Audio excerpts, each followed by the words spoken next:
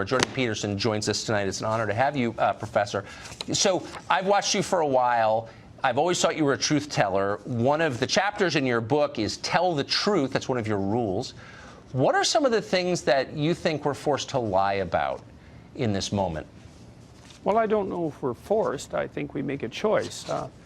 That it's sometimes a bitter choice, but that's often the case when you're deciding what to say. But my sense is often you're in a situation where you're damned if you do and you're damned if you don't, so you might as well pick the poison you'd rather take. And you have a moral obligation to do that. So, you know, if you're going to say something unpopular and you're going to get attacked for it, that's a risk, but to shut up and pretend that you think something different is to warp your soul, and that's a much bigger risk. So yes, it is.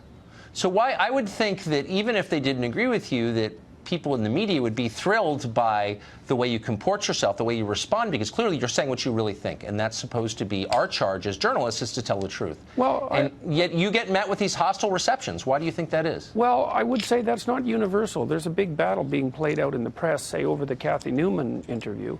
There are people who are casting her as a victim because she's been vilified as a consequence of the interview. But there's been many, many people in the media who stood forth and said that it's necessary to be able to say what you think. So it's not a battle that's over yet. Yeah, it's good. It's good. Surprising, but good. So if you, in the book, you have a number of these rules, and Rule 5 just jumped out at me as a father. You said, here's a rule. Don't let your children do anything that makes you dislike them. What does that mean?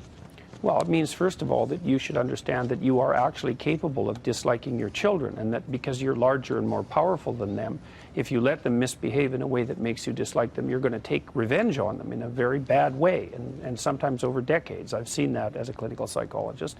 But more importantly, if your children behave in ways that make you dislike them, assuming you're reasonable, and that might be something you want to discuss with your wife, then other people are going to dislike them too, other adults, and then they won't teach them things and they won't pay attention to them and they'll only smile falsely at them, and other children won't want to play with them and include them, and that's a catastrophe for your child.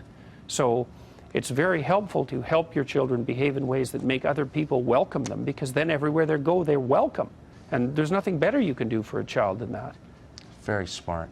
In the minute we have left, if you could pass on one piece of life advice, and this really is a book of life advice, to our viewers, what would it be?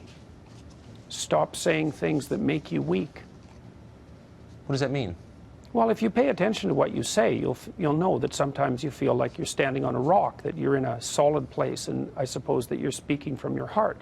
And other times you're saying things just to look good and just to buttress your particular status at the time, and that makes you feel weak. You sell yourself out.